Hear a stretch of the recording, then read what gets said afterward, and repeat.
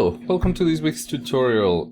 Today we have a relatively, well, a more in-depth class to the things that we have seen a little bit earlier. Today we're gonna, as you probably could tell, based on the class content, we're gonna work on footsteps.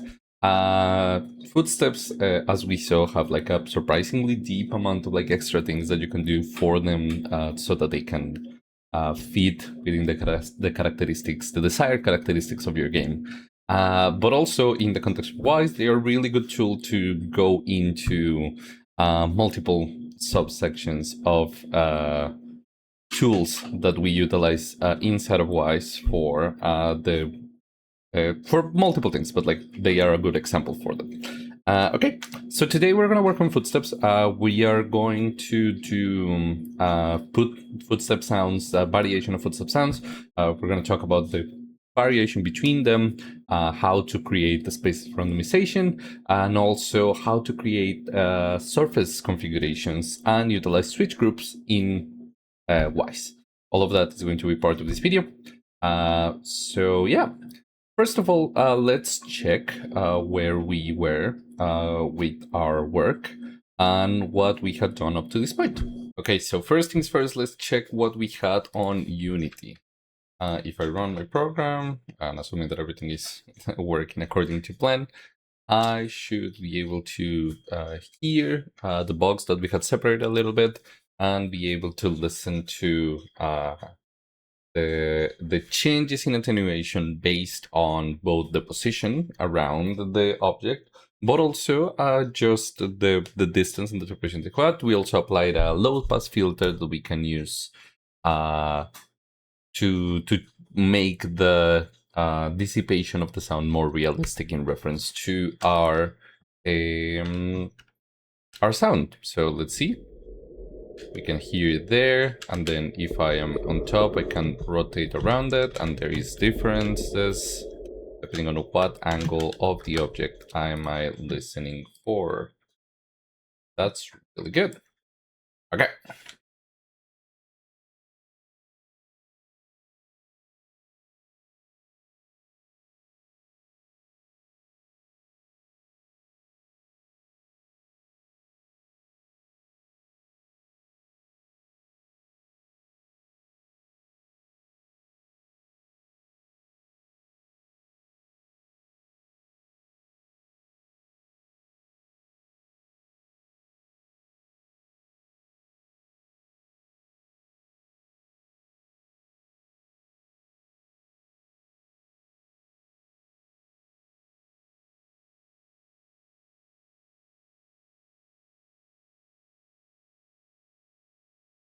So the first thing that we're going to do in Wwise is going to be adding the footstep effects that we're going to be working in.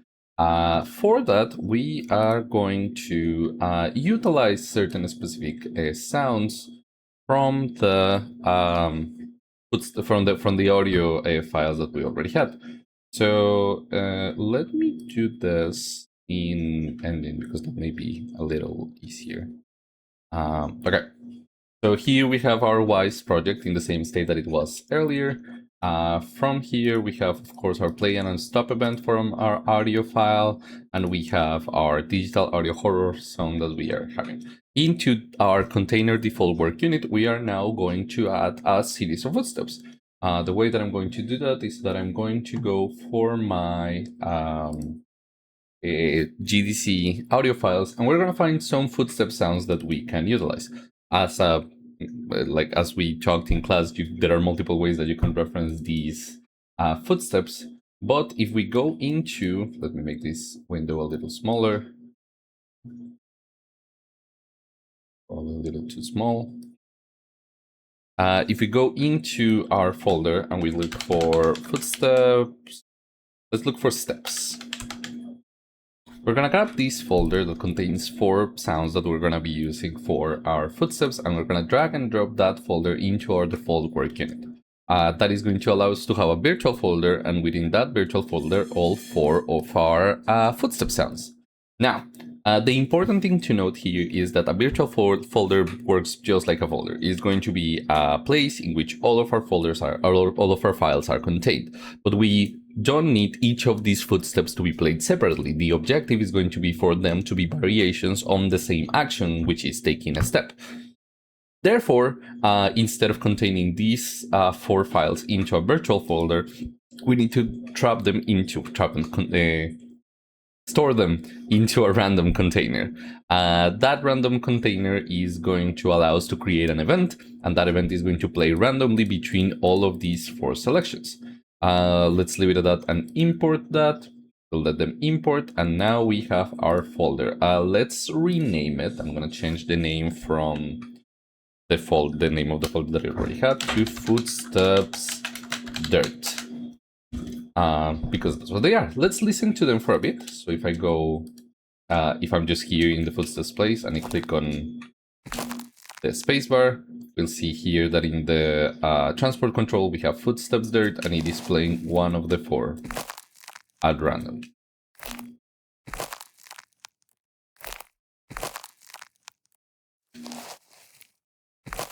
So immediately, one thing that stands out to me by listening to them is that this 4th one is not necessarily, it doesn't feel like the same material as the other ones, but these sounds separate from all the other ones. Like the texture of the footsteps is different.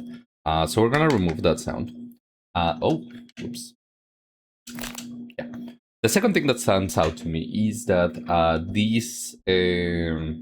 these footsteps are like all over the place in reference to timing. As we mentioned in class, it is really important for the timing of our footsteps to be fairly close to the actual action so that we don't have problems with timing and synchronization. So we're going to make those footsteps a lot more immediate. This one's relatively fine. Let's just put it closer to the action. Yeah, let's make a little bit of an easing out, and let's make it a lot shorter, because honestly, that's what matters to me at this moment. Hell yeah. And we are gonna just place the other one closer to that same type of experience so that they once again feel closer to one another. Do something like this. Yeah, so we have, and now this one also, let's put it a little bit closer. What do we have here? It's a little bit more texture, but I'm gonna leave it here, a little forward. Okay, let's cut the tail, a fairly large tail. I'm gonna leave some more of that tail.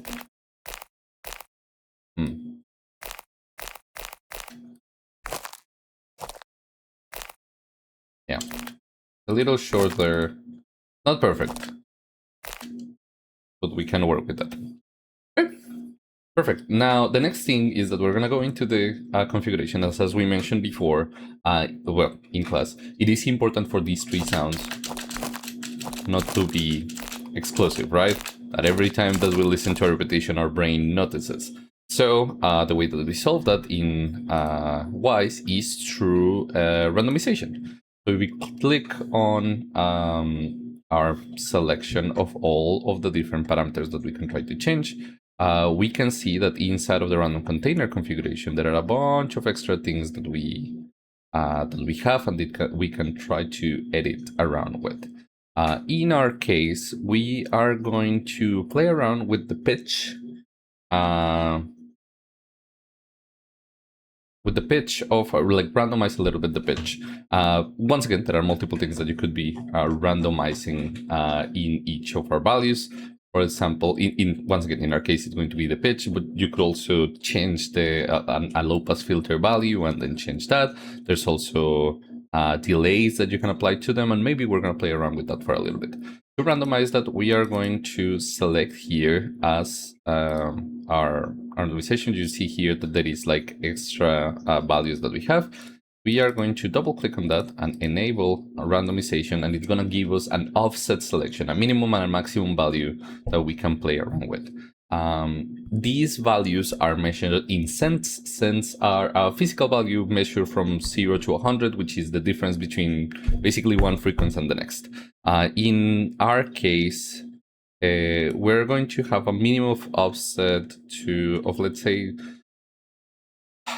that the maximum of offset is something like 0 to 300 cents, something like that. We can check how that sounds.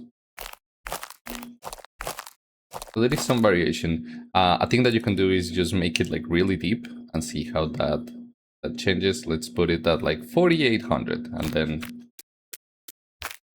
you'll see that there's like a lot of difference in between these things. So we make it like kind of small, as we mentioned before. Let's say 2 actually. This can be a minimal value, right? Yeah. Yeah. As we mentioned before, we need to make it close enough that it will still sound like the same material and the same texture that we're utilizing, but far away enough that they are different. They feel like different steps. Okay, fantastic. So now that I have everything here randomized, the next thing that we need to do is to create an event. It's the same process. We have our audio source, which is going to be these footsteps there at containment. I'm gonna right click here and I'm going to create a new event. It's gonna be a new play event. And that new play event is going to be play footsteps dirt. That's perfectly fine. We're going to change our layouts into the soundbank layout, and I'm going to grab my play footsteps event. I'm going to drag it into my soundbank. You will see that it is added here. I generate the checked files. Everything appears to be in order. Okay. Now, the next thing to do would be to check how this sounds inside of the engine. So inside of Wwise, we are going to add our footsteps following the same method that you may have seen in the video that we had already, but that we were already working with, which is utilizing the character controller. Luckily for us, as part of the assets that come with this certain setting, we do have access to the first-person controller as part of a script. So I can select it here, like I can find it on the script, but also I can select the player object, so player capsule, and we see here that there is a first-person controller script that is assigned to us. We are going to modify this script a little bit to try to be able to place footsteps within our game. So I'm going to double-click here, and we are going to open Visual Studio to be able to edit this script a little bit. The objective of this editing will be to add the posting of the event, so every footstep into our game. The expectation for this class is not necessarily that you're too familiar with Unity, which is the reason why I'm going to be very precise about the changes that I'm going to do. But if you have a different movement script or you're utilizing a different character controller, it is important that you're probably not going to do these exact same changes, but the principles are going to be the same. We're going to find the positions or the places in which the character is detecting movement, and also later down the line when it is jumping or when it is not touching the ground, so that we can detect the position of the player and footsteps don't sound while the character is on the air. That is going to be or at least the principles that we're going to be utilizing. Right, so here we have our script. This script is going to be the first-person character controller. I'm going to leave it, let's leave it open like that so that I don't crowd the whole window. Let's look at it for a little bit. So first, here at the top, we have a lot of the variable declarations and the headers that we're going to be seeing here as part of the character, the controller's script. It is also in those. Thank you, Visual Studio. It is also in those numbers that we can adjust the variables so that they fit closer to what we need in every single instance. We also have each of the sections functions that allow us to understand what is happening on the screen. For our purposes, the movement, the things, the functions that we're going to be checking are these three. The ones related to jumping and gravity, the ground, the check, and the movement. Those are the ones that are going to be modified, and the modifications are not going to be that nice. First thing that we need to do is we need a method to call the event from our script. The place to do that will be our variable declarations, and inside of here for headers, I'm going to create a new header so that we have this space to populate the variables. Let's go over here, like under player let's create a new header. And we are just going to name it, let's name it Wise. So our Wise header, if I save it here, we should eventually see it appear on our inspector. Every time that you get, like, you save the script and you get out of the window, Unity is going to reload the scripts and then the changes are going to become more apparent. In our cases, as soon as it's done, reloading the domain. There we go. We should see the Wise header placed inside of our script. I'm going to stop doing that because this is taking a lot of time to load. So we'll just do the additions and then we'll check it out. So here we need to try to place our variable. The variable that we're going to be checking is, first of all, a public event. We're going to need to call that event. So we're going to create a public variable that's going to call for AK, which is going to be the autokinetic dependencies where they are stored. And then in here, I'm going to look for Wise. There we have the tool space that is telling me it is Wise what I'm looking for. Double click it, AK Wise, and then the thing that I'm looking for is an event. So AK Wise, and then period again, event. I'm gonna name this variable my footstep. And this is the variable that's going to have the footstep event that we were utilizing a little bit earlier. Now that we have this variable, we need to try to check where to, within the character controller, where we have it, we need to find the movement section. So we know that there is a function called move. Let's select it and move a little bit. And then we have here private void move. And then it is in this moment that we're going to place our matters. In a specific, we are going to go ahead and place it into or after our move selection.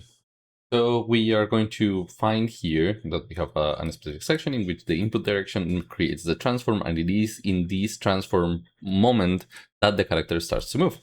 I'm going to go a little bit here, and we are going to find my footstep, and we're going to post this event. As you have seen, events can be multiple things. We can have play events and we can have stop events. So this is the signal for Unity to post the event, make it happen, not necessarily play it. So we are going to post, and then the event is the one that we have it. Now the next thing is going to be selecting where is that event going to be posted. In this case, it's just going to be the game object.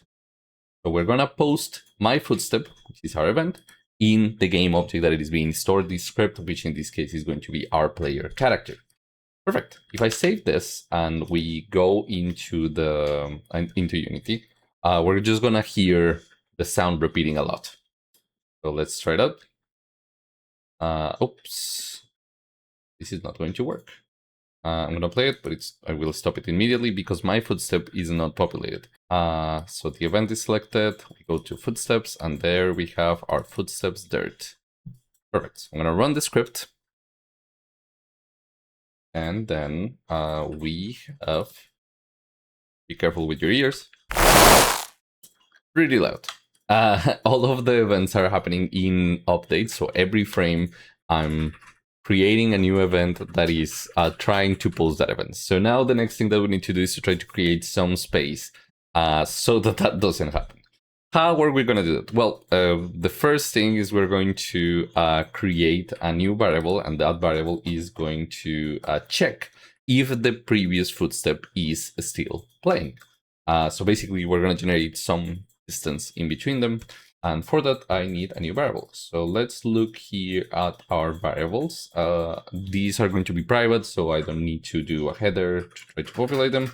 I'm just going to go here under player and create a new section, and we're going to call it Wise.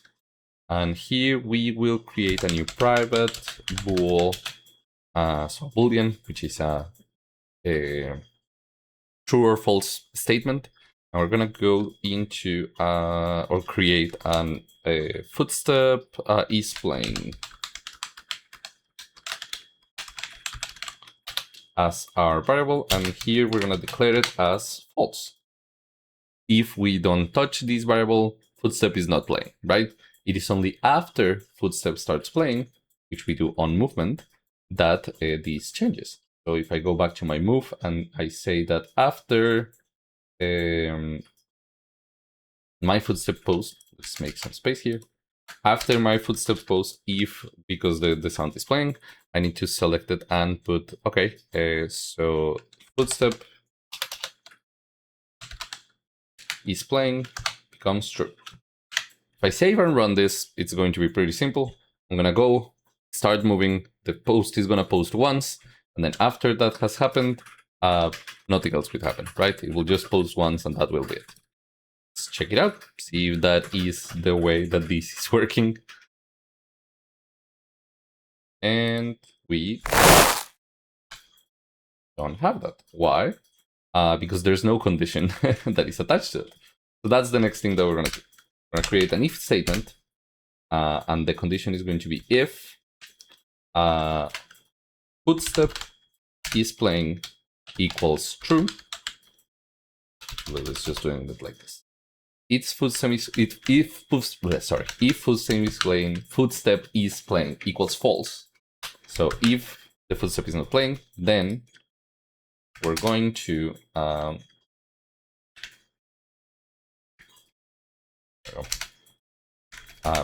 post the event. So let me post that there.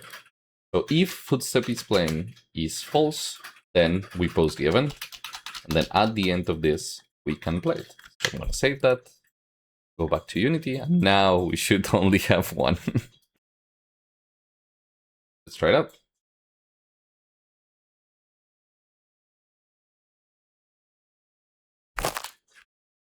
And that's it. Perfect. Now, the next thing is creating a space so that after a period of time, footstep is playing goes back to being true. And it is in those conditions that we're going to play around with. So how do we do it? Well, the first thing is that we will need a new variable. We're going to utilize the time that is being referenced by the engine. And for that, we need to create a new Wise variable called, go back to my Wise variable here. We're going to create a private float, so a number that is going to be last footstep time. And we're going to equate that to 0 so that I don't have a time reference that is different from the format that we're utilizing for the time inside of the engine. So last footstep time is going to be 0, but then I need to initiate that variable. So give it a value that is referent to the time that exists on a location. For that, we're going to utilize the time systems that already exist within Unity. So it could be on start or on awake. I'm going to do it on awake. We are going to find last footstep time, and we're going to make it equal to time dot time. So time dot time. It's taking a picture, a moment, and equating it to the variable. Last footstep time is going to be the moment that the game starts. Now, the next thing that we need to do is go back to our movement, and we're going to utilize the value of last footstep played to know when that footstep was played. So a little bit lower here, I'm going to make it so that last footstep time is going to be equal to time dot time. Perfect. So we have now a reference in this moment of the last time that the footstep was played. This is the time. Now the next thing that I need to do is to check how much time has this passed. So let's make this an else statement. So this, and we will play another if statement down here. If time dot time is time dot time minus the last footstep time is the point of reference that we have, is more than here is we're gonna put a value that we're gonna reference for. We're gonna measure ratio, and then we're gonna use the speed variable that already exists within our character controller. So under speed, and then we're gonna multiply it by the time so that everything is in the same variable, because this number is not going to be in reference to the time variable. And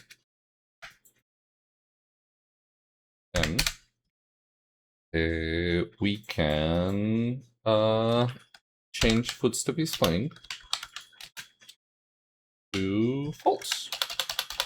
Okay, let's see what's happening here. I'm grabbing time.time, so what time is it right now? And I'm subtracting last footstep time. If the subtraction of whatever time it is right now versus the previous time that I played the thing is more than the ratio based on the speed that we have multiplied by the time that I'm in right now, this is, of course, a measurement of how fast or how much time do we want to set between sounds playing, and the speed, which is measured in meters per second. We're dividing these two values, multiplying them by time so that they are all in the same consideration, and then checking if this difference is more or less than the ratio that I want in relation to the current time. So basically, I'm just creating a number, be like, hey, I need the footsteps to be between this time. Is that difference enough? If yes, then you can play the next footstep. If not, you can't. The last thing that we need to do here is we're gonna need to move these footstep is playing true to up here so that the speed is checking. Last thing that I need to do, last thing, is that I need to create a new if statement, because what happens if the speed is 0? If the speed is 0, this division is not gonna produce a result. So I need to make sure that the speed is at least more than 1. Perfect. So do that. Space, and then you all comment here. Right. So one more time. We start game without playing any footsteps. Because we're not playing any footsteps, we just post the event, and the footstep is playing Boolean becomes true. Then every frame we're checking two things. First of all, is the speed more than 1? If it is, we're checking when was the last time that we played the footstep. If it was a short time ago, we don't do anything. But if it was a longer time that allowed it here, we can set this to false, and the process can play it again. Now, it is important to know that if you, in your character controller, want to use this operation for your speed, and you feel like the steps are too fast or too low, this number would need to go down. So let's say, for example, we set it at 500, and let's do the trial there. I'm gonna go back into our script, our scene, and let's take a look to how those footsteps sound.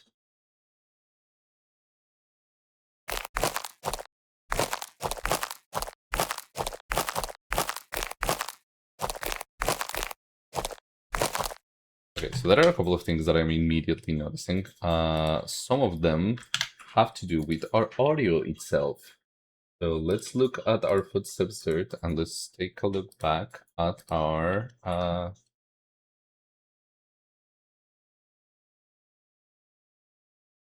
yes, timer. Thank you. Let's observe our distances.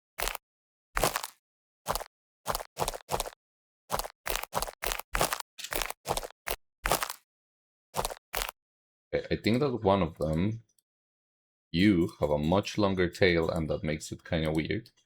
The second thing that I'm noticing is that, let me generate the sound banks one more time. Neat. The second thing that I'm noticing is that it is, of course, too fast. So I'm going to go back to the other speed that I had selected. It's 750. This should be able to regenerate a better speed. Let's try it one more time.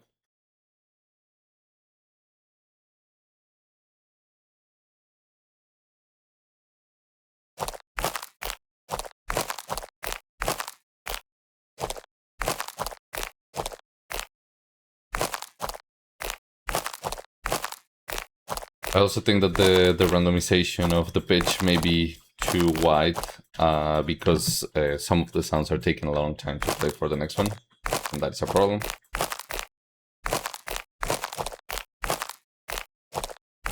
Okay, we can play around with that a little bit. But the second thing, sorry, forgot. The second thing that you can notice is that we are also playing sounds when the character is not touching the ground. So if I'm walking and I start jumping, you'll see that it doesn't matter. The character continues to play the footstep sound. So we need to change that. How are we going to do that? Well, we'll go back to our script and let's find a ground check. What is a ground check? The ground check is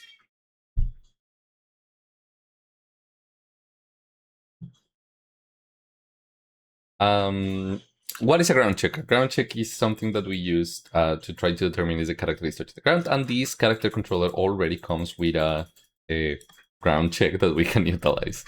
Where are we going to find that? Well, there is a grounded subsection that is telling me basically is the character jumping or is the character part of our no,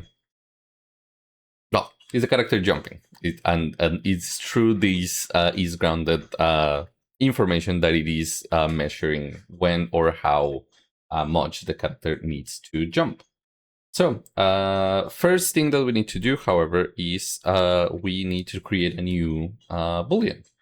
I'm going to go back into Wwise and create a new private boolean, and we're going to check for if the character is jumping.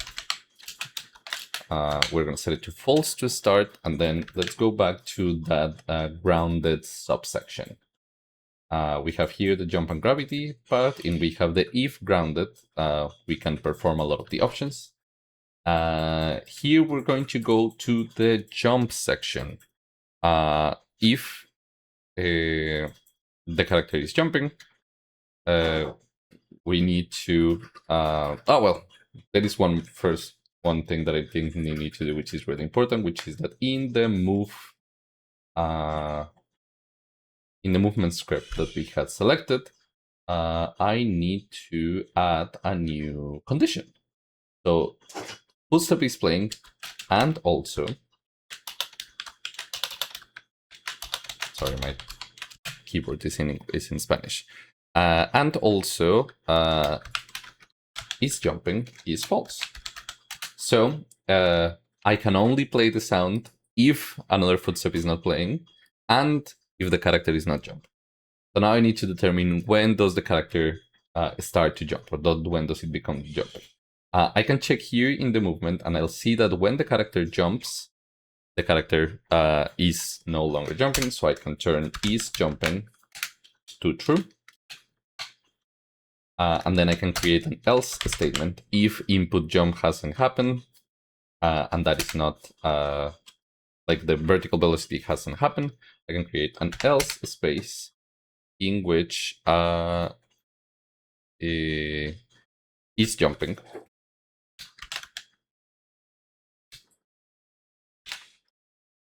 becomes false again. Now there's one more thing that we need to try to check out, which is what happens when the character is not grounded, but it is not jumping. Because that's when they are falling off a box or falling off a building. In our case, that also we need to turn off the movement, the footsteps sounds for that section. So in here, we're gonna go lower and set that is jumping also in this context becomes true. I think that that's all that we need to do here. So let's go back to Unity. Let's listen to it.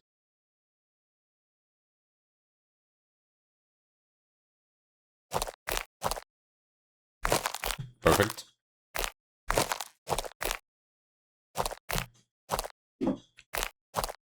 Let's try the falling.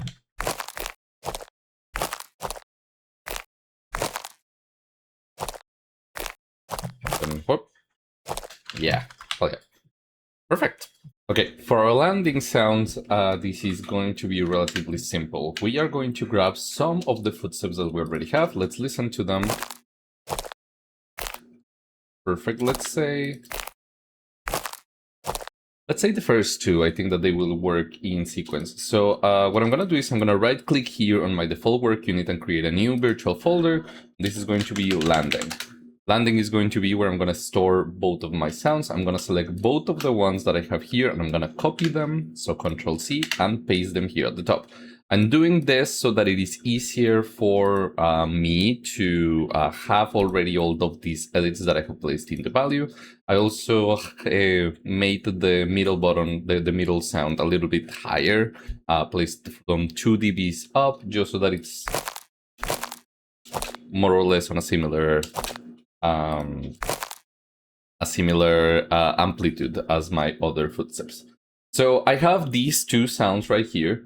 And the next thing that I need to do is create a new event based on those sounds. So I'm gonna, instead of having them, because so far we've added a single event that can play multiple things, or an event that plays one sound, we're gonna here utilize as a new way of utilizing events that allows me to add multiple sounds and then either play them in sequence or play them at the same time. In my case, we're gonna play them together with a little bit of a delay for timing. I'm gonna go to events, and I'm going to, let's create a new folder in my default work unit. This is going to be landing. Let's say landing events. That way I can keep it there. And then in landing events, I'm going to create a new event. And that event is going to be landing. Perfect.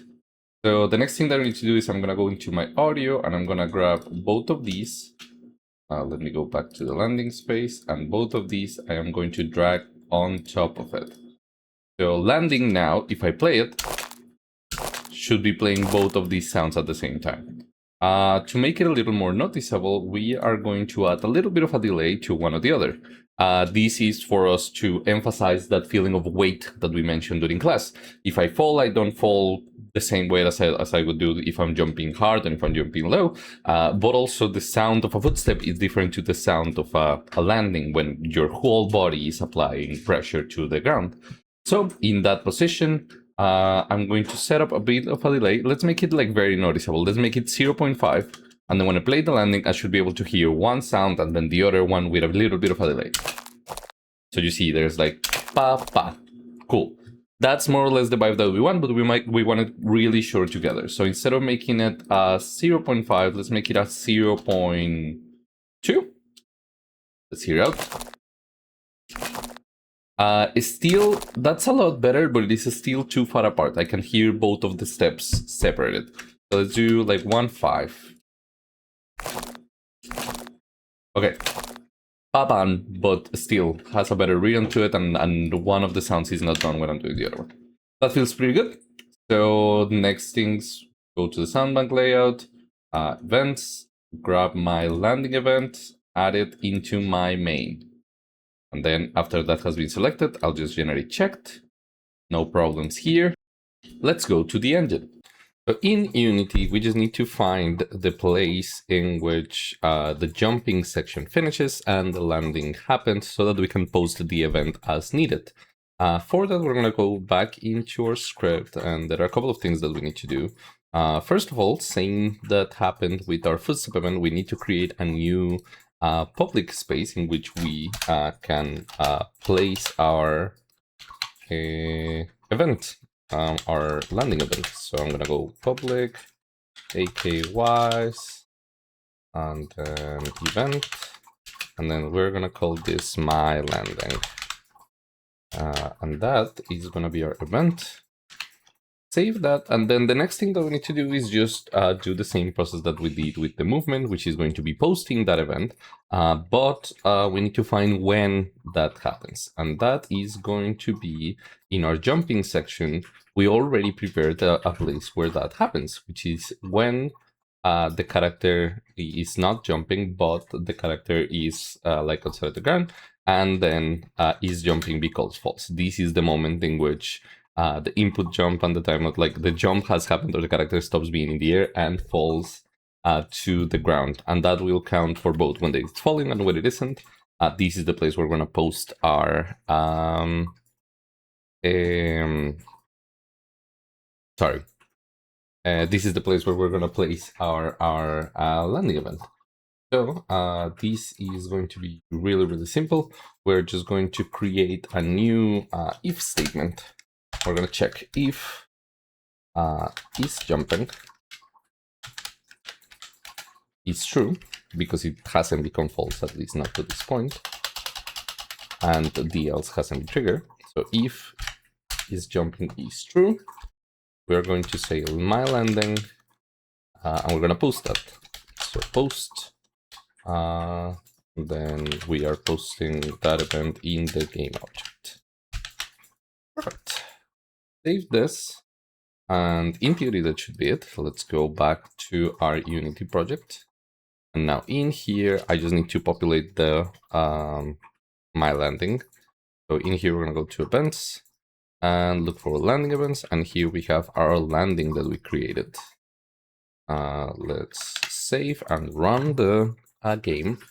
And we should be able to hear the landing every time that we let's walk a little bit, and it should be the same if I walk out. Yeah. If I'm let me get here. If I walk from a forward place, I'm still landing. We hear the two sound variation. Perfect. All right.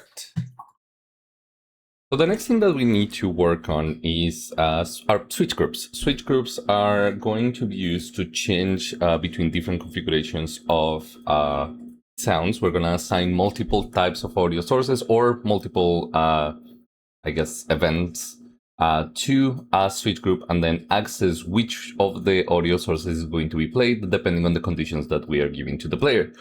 In our cases, the ways that we're going to do that is we're going to change based on switch groups which type of footsteps we're playing for the player.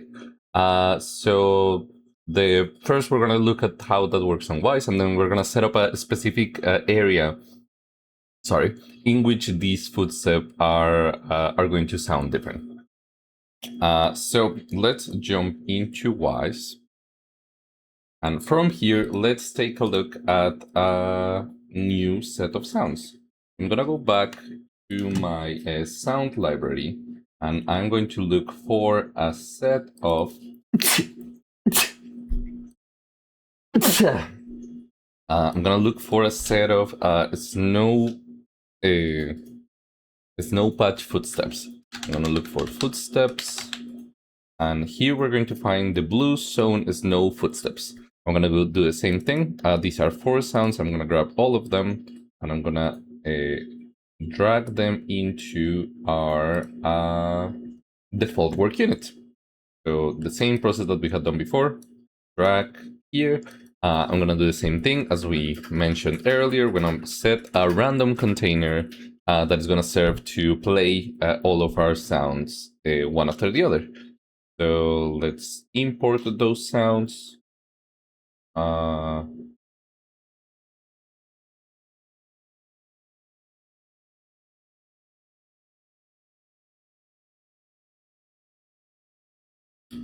Or this was because I was already checking them, but you shouldn't be able to see that.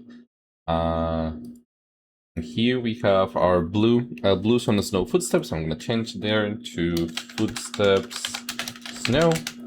And then from here, if I press play on the random container, we should be able to hear one after the other. So let's try that out. Oops. Here we go.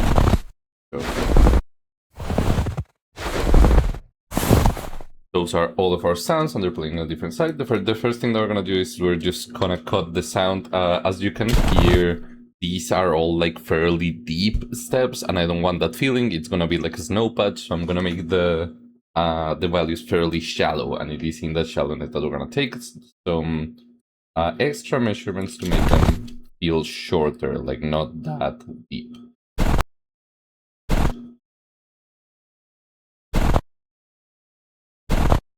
That feels pretty good. One thing that it's a good condition is the idea of like looking at when this line is starting to go down. Tends to be really good for the volume to stay relevant. So let's go to the next one. Let's grab it like over here, something like that. Let's grab it from the peak, and then let's select the tail and make it a little bit longer. That feels too short, maybe a little bit longer.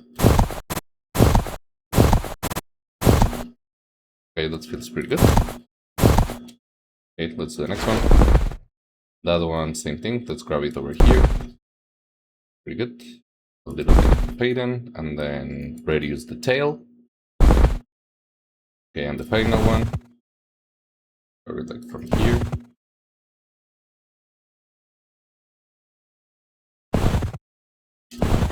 Okay, let's try it again.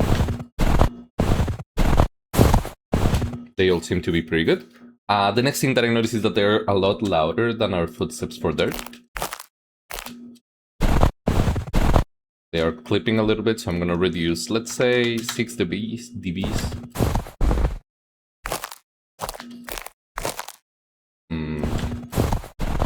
It was too much. Let's do 4.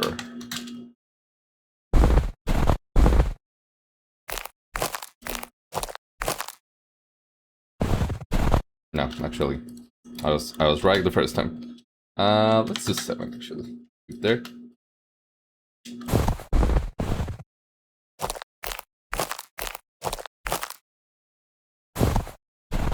Yeah, they're still louder, but they are not as notoriously louder as they used to be. So I'm gonna save that. And the next thing here would be to, of course, create a play event based on this if we were just doing it the same way. We're not. We're going to make a little bit of a smaller difference.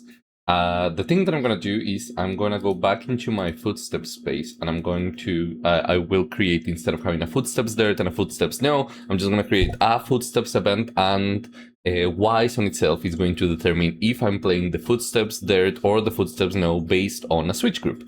So how am I gonna configure a switch group? I'm gonna go here into my share sets, and you'll see here that we have, sorry, not into my share sets, into my game syncs. And you'll see here in my game syncs that I'm storing switches, states, game parameters, and triggers. We're gonna touch each of these in as we move forward with the class, starting with the switches. If you select the default work unit, I can go into a new child and create a switch group. In here, this is going to be the footsteps switch. And so far, I only have 2 different type of switches that I'm going to assign. Switch 1 is going to be dirt, which is the main material that we're going to be using most of the time. And then the second one is going to be snow. The objective here is that we're going to create a system that most of the time is in dirt, but if the switch changes from one to the other, it goes into snow. After the footstep switch is already made, we need to push that as part of the behavior. So how do we do that? I'm going to go back into audio, and I'm going to create a new folder. That folder is going to be a switch container. A switch container allows us to create or assign the contents of that folder to mold or the switches that are available inside of a switch group.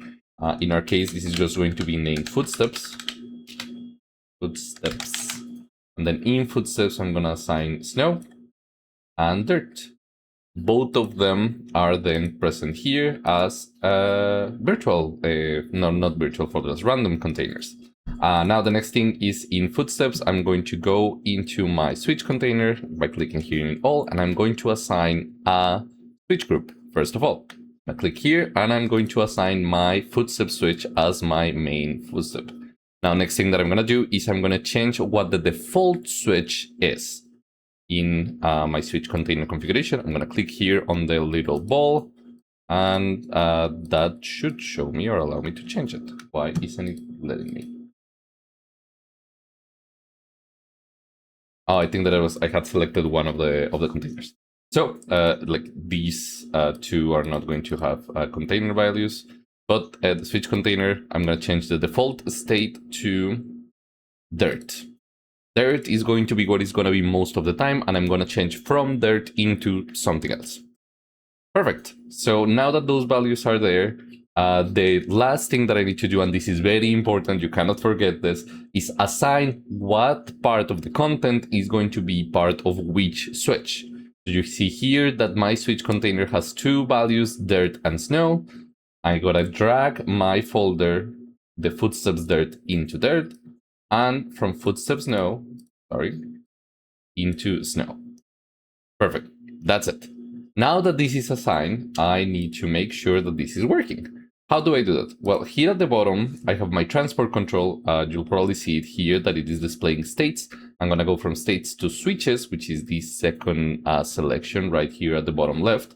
And when I press play on footsteps, I should only hear the dirt footsteps. But if I select the footstep switch and I change it from dirt to snow, we can hear snow now. Perfect. Now the last thing that I need to do is continue the process. From footsteps, I'm going to create an event. I'm going to create a play event. This play event is just going to be play footsteps. I'm going to assign play footsteps to the footsteps folder, and then I'm going to delete my play footsteps dirt event. Now lastly, I'm going to go into my sound bank layout, grab play footsteps and add it to my sound bank. And then I'm going to delete the play footsteps dirt because it's no longer there. I'm going to generate checked. And now we should be able to go into our engine and create a patch that we can use to change these footsteps. When we would jump into Unity, there are a couple of immediate things that start popping out. The first one is, of course, that if we did our object correctly, our footsteps are going to be now just the play footstep sound, which means that in our character controller, we'll see here that our play footsteps dirt no longer exists, right? So if I try to run this game, like I try to run it in the editor space, we're not going to have a sound for our footsteps. Only for our falling, because it's a different event. I'm going to change my event here from play footsteps dirt back to, played into play footsteps, because that's the one that has the switch attached to it. The next thing that we're going to do is we need to prepare the space that we're going to be walking in for our snow texture. The way that I'm going to do it is I'm going to go and let's start creating an empty game object. I'm going to call it the snow patch. The snow patch is going to have another object on top of it. I'm going to create a 3D plane. So that 3D plane is going to be, first of all, let me reset it in size. Oh, it's already reset in size. Perfect. Let me make sure that the snow patch is in a correct position. It isn't at the moment. Something like that seems good. I'm going to round out the numbers, and then I'm going to make this object a little bit small because it's pretty big. So let's do 4, and let's do 1 height. I feel like that's too high. Yeah, I don't want it a meter tall. So let's do 0.2. And then here, let's just do 35. So that's going to be the distance that I have. I'm maybe going to make it a little bit shorter there. And then for the plane, I need to change the sizing a little bit, because that's just too big. So I am going to go ahead and change the scale of that to, let's say, half what we have right now. That seems pretty good. I'll reset the size, the size, not the position, something like over there. And now just to add a little bit of an extra, we're gonna look for material components that we can use for our I'd like to change the color of this a little bit. I don't remember what that is, so I'm just gonna look for materials, and then that is our folder. I'm gonna double click it, and let's see, each of these colors should be good. I'm gonna grab the created white and drag it on top, and that's gonna be our snow patch. Perfect. The next thing that I need is a way of making that switch transition from one thing to the other. How are we going to do that? Also, let me this so 4, 5. Oh, it's the opposite side. Yeah, let's do the 3. So we are going to need to access a component that allows us to change between the switch from one end to the other. We know that by default the switch is set to dirt. It is our job just to change it into snow. Luckily, we do have a function that allows us to do that. I'm gonna grab in my snow patch and go ahead and create, first of all, a box collider. That way we can do, again, the same process that we had done. Oops. The same process that we had done before, and adjust why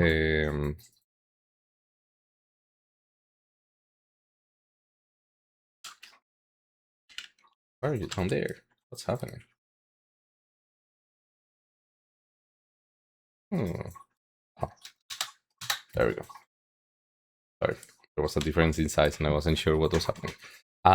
So we are going to use the box collider. That's the similar way that we did for our AK object, that AK ambient object that we were touching on. We're going to detect when the player walks into the surface and then take advantage of that moment to change the switch, and then the switch is going to change back once we stop touching on our snow patch or walking on our snow patch. So I'm going to grab that box collider and I'm going to, first of all, remember to make it a trigger. Second of all, I'm going to change the sizing so I know, because each of these squares are 1 meter, 1 meter, that this is a 1, 2, 3, 4, 5, 6 by 6 square. I'm just going to change the sizing to 6, 6, and then 1 is fine. That's a little too big. Let's resize it. I think that 5 should be fine. Yeah, the measurements are a little bit skewed there. These ones are the squares that I needed to count. So it's a 5 by 5 square. That's perfectly fine. I'm going to change the position a little bit. Let's make the height 2, and then let's raise it by 1. That way it is equally as raised as the rest of the patch, and it works together perfectly. Now the trigger is selected. Last thing that I want to do is maybe I will, so let's put this back in 33. Maybe it's fine that I let it into size. This at like 0. Yeah, that's fine. Yeah, because that's the scale measurement. Boom. So I have my snow patch, I have my trigger. The last thing that I need to do, of course, is that, like, if I start walking towards this, the switch still hasn't changed because I need to assign that. I'm going to add a component and I'm going to look for a switch. I'm going to find the AK switch. This is going to tell me, hey, trigger on what? And what we need to do is change the switch from whatever it is in to snow.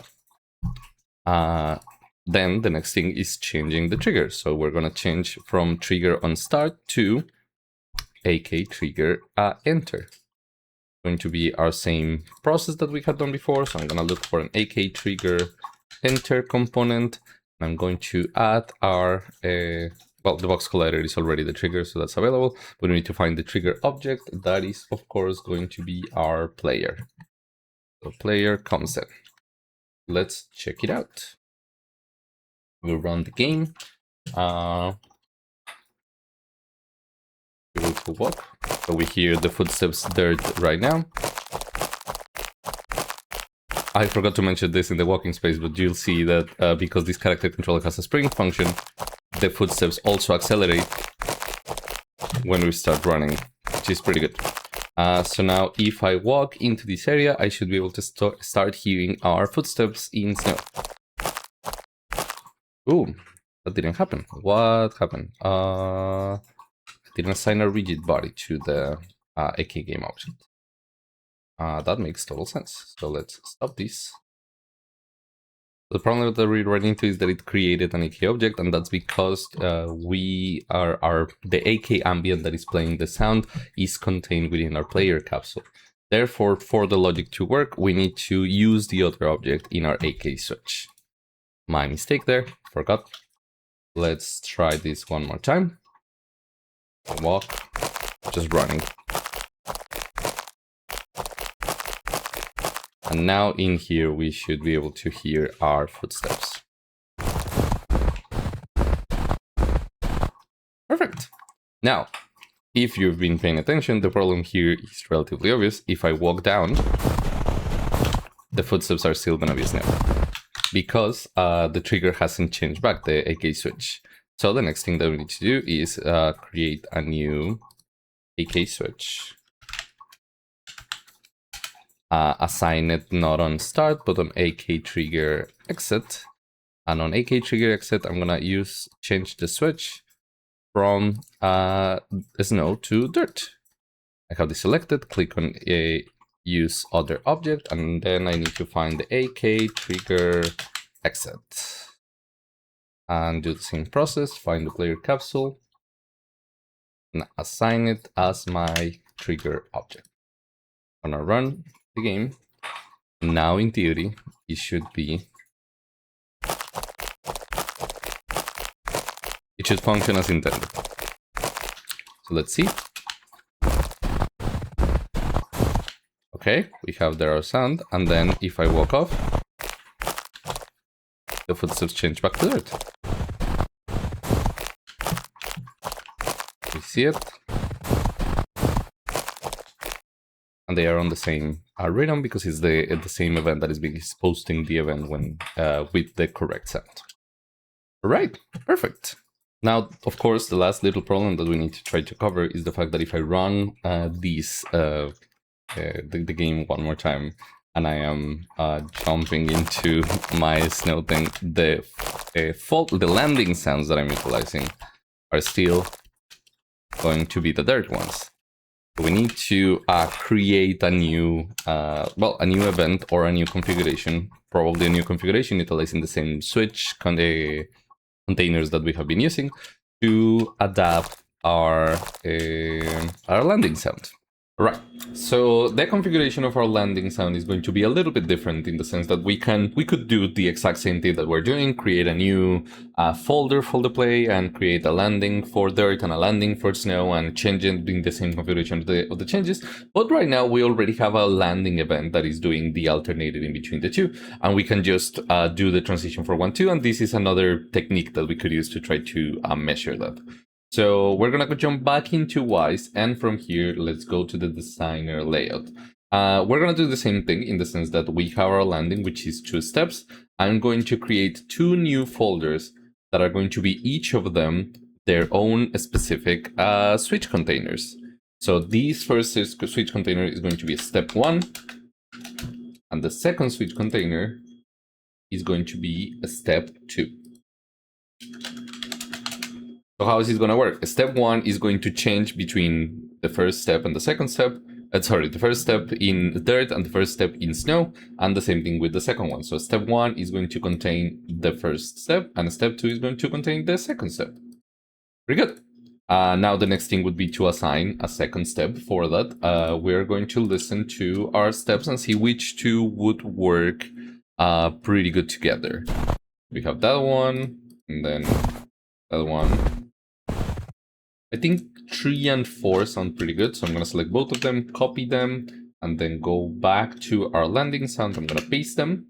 Let's grab the first one and grab it into step 1, and the second one into step 2. Pretty good. Now I have them assigned. I'm going to go into step 1 and do the same process, selecting the footstep switch, add them back again. Our default value is going to be dirt. I'm gonna do the same thing with the second one. Footstep switch. Select again. Add the default value. The default value is dirt. And then the next thing is, of course, from step 1, adding this value into dirt and this value into snow. Then same thing here at the bottom. This is snow. And this is dirt. Pretty good. After the content editor had been made and the default has already been adjusted, we can go to our events, go to play no footsteps, but landing events, play landing, And we can delete these two files. And now we need to add the footstep event that is going to be playing these two steps. Let me select both of them and then go into our landing event and drag and drop them here. And we have them pretty much in the same way, which depending on what I have selected, they're going to be playing together.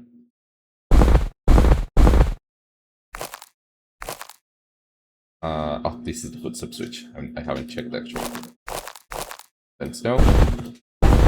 Oh, we are gonna apply a delay one more time. So let's go to our second sound that we have added to our steps, and we will change the delay of it a little bit. Let's make it 0.12 was it that I had with the other one, right? So after the delay had been applied, you can hear them both together. Let's check back the dirt. It's falling pretty good. Let's go back to snow. Don't think that there is still clipping, so let me go back into the audio. Oh, of course, because I hadn't changed the volume for those two. So I'm gonna select both of them. And how much was it that I reduced? In 7 dB. Let's do that again. Blue zone -7. I there selected both of the elements and then changed one of the values. If that value is changing both of them at the same time while they are selected, they will affect both of them at the same time. So right now they are +4. If I select one, it's +4. The other one is still changed. So selecting both, -7. Then that should change both of them. No? Okay. Cool. Now that should be working. There is one more thing that I just realized that I didn't do, and is that the footsteps node doesn't have a randomization on the voice pitch. I forgot to do that for this, so I'm gonna make them available and then change that one more time. Let's make them, -200 to, let's say, 300. That's the way the offset is going to feel.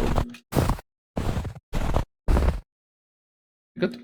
And I think that I will be doing the same, but a lot closer in the steps 1 and 2.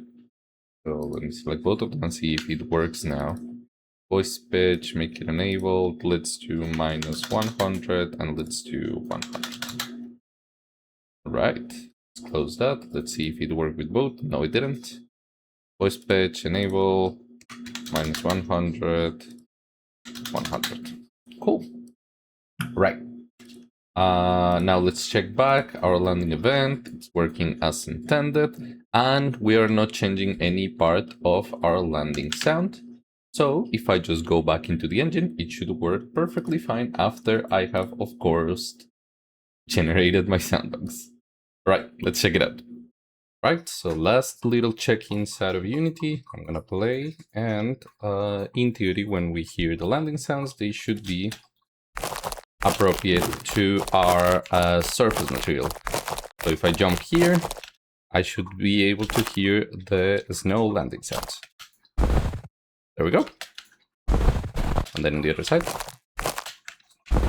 and we have our footsteps going back and forth. Perfect. That's all that we have for this week. I hope that this was informative. And as always, if you have any questions, make sure to send me an email, schedule office hours. And yeah, thank you so much. And I'll see you in class.